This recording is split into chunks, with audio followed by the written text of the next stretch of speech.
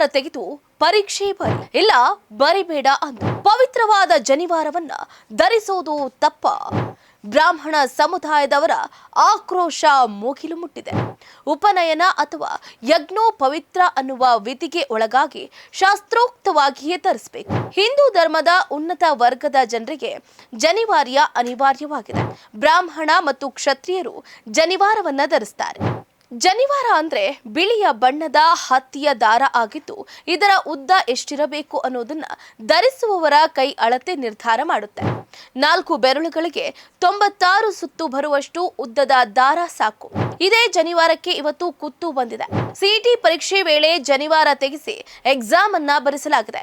Neat ಪರೀಕ್ಷೆಯಲ್ಲೂ ಕೂಡ ಅಧಿಕಾರಿಗಳು ಬ್ರಾಹ್ಮಣ ವಿದ್ಯಾರ್ಥಿಯ ಜನಿವಾರವನ್ನ ತೆಗೆಸಿದ್ದಾರೆ.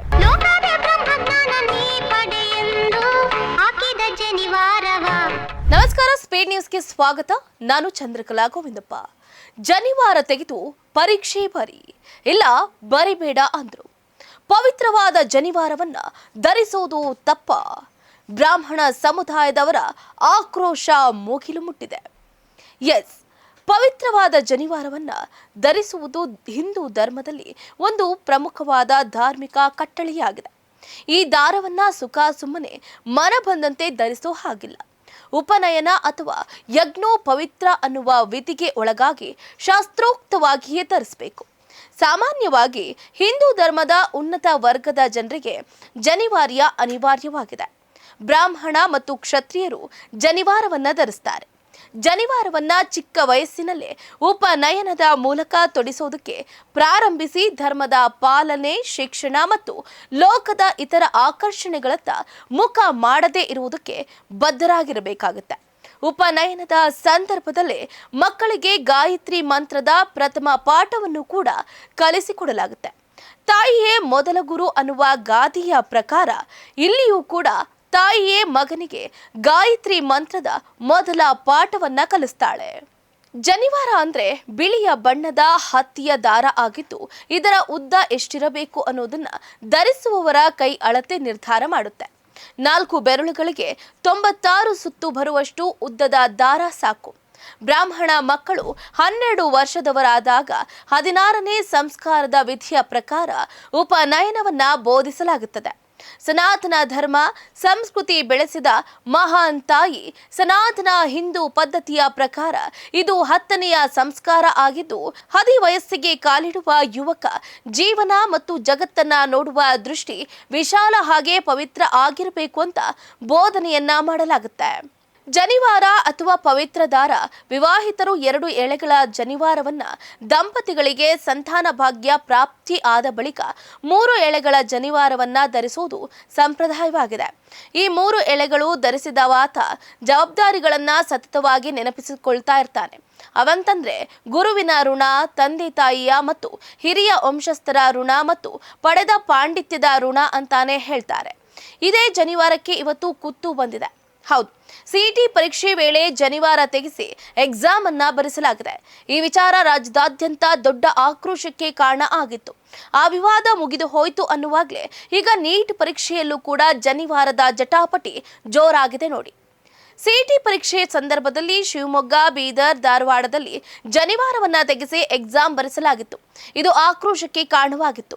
ವಿಶೇಷ ಏನು ಅಂತಂದ್ರೆ, ರೈಲ್ವೆ ಪರೀಕ್ಷೆಯಲ್ಲೂ ಕೂಡ ಜನಿವಾರಕ್ಕೆ ಅವಕಾಶ ಇಲ್ಲ ಅನ್ನೋ ಆದೇಶ ಬಂದಿತ್ತು. ಆದರೆ ರೈಲ್ವೆ ಸಚಿವರಾಗಿರುವಂತಹ ವಿ ಸೋಮಣ್ಣ ಆದೇಶಕ್ಕೆ ಬ್ರೇಕ್ ಅನ್ನ ಹಾಕಿದ್ರು. ಹೀಗಿರುವಾಗಲೇ ನಿನ್ನೆ ನಡೆದ ನೀಟ್ ಎಕ್ಸಾಮ್ನಲ್ಲಿ ಜನಿವಾರವನ್ನ ತೆಗೆಸಿ ಪರೀಕ್ಷೆ ಬರೆಸಲಾಗಿದೆ. ಹೌದು, ನೀಟ್ ಪರೀಕ್ಷೆಯಲ್ಲೂ ಕೂಡ ಅಧಿಕಾರಿಗಳು ಬ್ರಾಹ್ಮಣ ವಿದ್ಯಾರ್ಥಿಯ ಜನಿವಾರವನ್ನ ತೆಗೆಸಿದ್ದಾರೆ. ಕಲಬುರಗಿಯ ಸೆಂಟ್ ಮೇರಿ ಶಾಲೆಯಲ್ಲಿ ನಡೆದ ನೀಟ್ ಪರೀಕ್ಷೆ ಬರೆಯೋದಕ್ಕೆ ಬಂದ ವಿದ್ಯಾರ್ಥಿ ಶ್ರೀಪಾದ್ ಪಾಟೀಲ್ ಅವರ ಜನಿವಾರವನ್ನ ಅಧಿಕಾರಿಗಳು ತೆಗೆಸಿ ಪರೀಕ್ಷೆಯನ್ನ ಬರೆಯೋದಕ್ಕೆ ಅವಕಾಶವನ್ನ ಕೊಟ್ಟಿದ್ದಾರೆ. ಈ ಸಂಬಂಧ ಪಾಟೀಲ್ ಮಾತನಾಡಿ, ಜನಿವಾರ ತೆಗೆದು ಪರೀಕ್ಷೆಗೆ ಹಾಜರಾಗು, ಇಲ್ಲ ಅಂತಂದ್ರೆ ಪರೀಕ್ಷೆ ಬರೀಬೇಡ ಅಂದ್ರು. ಹೀಗಾಗಿ ಜನಿವಾರ ತೆಗೆದು ನಾನು ಪರೀಕ್ಷೆ ಬರೆಯೋದಕ್ಕೆ ಹೋಗಿದ್ದೀನಿ ಅಂತ ಹೇಳಿದ್ದಾರೆ. ಇನ್ನು ಇದೇ ವಿಷಯಕ್ಕೆ ಸಂಬಂಧಪಟ್ಟಂತೆ ಕಲಬುರಗಿಯಲ್ಲಿ ನೀಟ್ ಪರೀಕ್ಷೆ ಬರೆಯೋದಕ್ಕೆ ಬಂದ ವಿದ್ಯಾರ್ಥಿಯ ಜನಿವಾರ ತೆಗೆಸಲಾಗಿದೆ ಸರ್ ಅಂತ ಈ ವಿಚಾರಕ್ಕೆ ಹುಬ್ಬಳ್ಳಿಯಲ್ಲಿ ಮಾಧ್ಯಮ ಪ್ರತಿನಿಧಿಗಳ ಪ್ರಶ್ನೆಗೆ ಉತ್ತರಿಸಿದ ಸಚಿವ ಸತೀಶ್ ಜಾರಕಿಹೊಳಿ, ಯಾವುದಾದ್ರೂ ಒಂದು ಇನ್ಸಿಡೆಂಟ್ ಆಗಿರಬಹುದು, ಖಾಸಗಿ ಸಂಸ್ಥೆಗಳಲ್ಲಿ ಆಗಿರುತ್ತೆ, ಸರ್ಕಾರವನ್ನ ಇದಕ್ಕೆ ಹೊಣೆ ಮಾಡೋದಕ್ಕೆ ಆಗುವುದಿಲ್ಲ ಅಂತ ಹೇಳಿಕೆಯನ್ನು ಕೊಟ್ಟಿದ್ದಾರೆ. ಒಟ್ಟಾರೆಯಾಗಿ ರಾಜಕೀಯದಲ್ಲಿ ಸರ್ಕಾರಕ್ಕೆ ಕೆಟ್ಟ ಹೆಸರು ತರುವ ಪ್ರಯತ್ನ ಇದ್ದೇ ಇರುತ್ತೆ ಅಂತಲೂ ಕೂಡ ಹೇಳಿದ್ದಾರೆ. ಬ್ರಾಹ್ಮಣ ಸಮುದಾಯದವರು ಈ ವಿಷಯ ತಿಳಿತಾ ಇದ್ದಂತೆ ಆಕ್ರೋಶವನ್ನ ವ್ಯಕ್ತಪಡಿಸಿದ್ದಾರೆ. ಪ್ರತಿಭಟನೆ ಮಾಡುವುದರ ಮುಖಾಂತರ ಸರ್ಕಾರಕ್ಕೆ ಚೀಮಾರಿಯನ್ನ ಹಾಕ್ತಿದ್ದಾರೆ. ಜನಿವಾರ ತೆಗೆಸಿದವರನ್ನ ಈ ಕೂಡಲೇ ಸಸ್ಪೆಂಡ್ ಮಾಡಬೇಕು ಅನ್ನೋ ನಿಲುವು ಕೂಡ ಜೋರಾಗಿದೆ. ಹೌದಲ್ವಾ? ಸೈಂಟ್ ಮೇರಿ ಶಾಲೆಯಲ್ಲಿ ನಡೆದ ನೀಟ್ ಪರೀಕ್ಷೆ ನಿಜಕ್ಕೂ ಕೂಡ ಒಂದು ಕಡೆ ಅಮಾನವೀಯ ಘಟನೆ ಅಂತಾನೆ ಹೇಳಬೇಕು.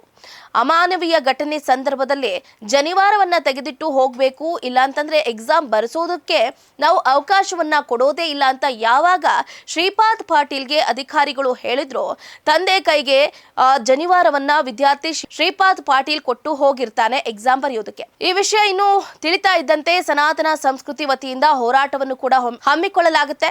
ಪರೀಕ್ಷಾ ಕೇಂದ್ರದ ಬಳಿನೇ ಜನಿವಾರ ಧಾರಣೆಯನ್ನು ಕೂಡ ಮಾಡಲಾಗುತ್ತೆ. ಹೌದು, ಪರೀಕ್ಷೆ ಮುಗಿಯುವವರೆಗೂ ಅಲ್ಲೇ ಕಾದು ಕುಳಿತಿದ್ದ ಬ್ರಾಹ್ಮಣ ಸಮುದಾಯದವರು ನಂತರ ಎಕ್ಸಾಮ್ ಸೆಂಟರ್ ಎದುರೇ ಶಾಸ್ತ್ರೋಕ್ತವಾಗಿ ಜನಿವಾರ ಧಾರಣೆಯನ್ನ ಮಾಡಿದ್ದಾರೆ. ಇನ್ನು ಈ ಘಟನೆ ಕುರಿತಂತೆ ಪರೀಕ್ಷಾರ್ಥಿ ಶ್ರೀಪಾದ್ ಪಾಟೀಲ್ ಕಲಬುರಗಿ ಸ್ಟೇಷನ್ ಬಜಾರ್ ಠಾಣೆಯಲ್ಲೂ ಕೂಡ ದೂರನ್ನ ದಾಖಲಿಸಿದ್ದಾರೆ. ಗಲಭೆಯಲ್ಲಿ ನೋಂದಣಿ ಸಂಖ್ಯೆ ತಪ್ಪಾಗಿ ಬರೆದು ಬಿಟ್ಟಿದ್ದೀನಿ ಅಂತ ಅಳಲನ್ನ ತೋಡ್ಕೊಂಡಿದ್ದಾನೆ. ರೋಲ್ ನಂಬರ್ ಕೂಡ ರಾಂಗ್ ಬರೆದು ಬಿಟ್ಟಿದ್ದೀನಿ, ಪೇಪರ್ ಹೋಯ್ತು, ನನಗೆ ಫ್ರೀ ಸೀಟ್ ಬೇಕೇ ಬೇಕು, ನಾನು ಡಾಕ್ಟರ್ ಆಗುವ ಕನಸನ್ನ ಹೊಂದಿದ್ದೀನಿ, ಹಾಗಾಗಿ ಗೌರ್ಮೆಂಟ್ ಸೀಟ್ ಬೇಕೇ ಬೇಕು, ಮೆಡಿಕಲ್ ಗೌರ್ಮೆಂಟ್ ಸೀಟ್ ಬೇಕೇ ಬೇಕು ಅಂತ ಶ್ರೀಪಾದ್ ಪಾಟೀಲ್ ಹೇಳಿಕೆಯನ್ನು ಕೊಟ್ಟಿದ್ದಾರೆ. ಅದೇನೇ ಆಗಲಿ, ಶಿಕ್ಷಣ ಸಚಿವ ಎಚ್ಚರಿಕೆಯ ಬಳಿಕವೂ ಜನಿವಾರ ತೆಗೆಸಿ ಎಡವಟ್ಟನ್ನ ಮಾಡಿದ ಕಾಲೇಜು ಆಡಳಿತ ಮಂಡಳಿಯ ವಿರುದ್ಧ ಕ್ರಮವನ್ನ ಕೈಗೊಳ್ಳಬೇಕಾಗಿದೆ. ಇದಾಗಿತ್ತು ಇವರಿಗಿನ ಸ್ಪೀಡ್ ನ್ಯೂಸ್. ನೋಡ್ತಾ ಇರಿ, ಸುದ್ದಿ ನಿಮ್ಮದು, ವೇಗ ನಮ್ಮದು. ಹೆಚ್ಚಿನ ಸುದ್ದಿಗಳಿಗಾಗಿ ನಮ್ಮ ಚಾನೆಲ್ನ ಸಬ್ಸ್ಕ್ರೈಬ್ ಮಾಡಿ.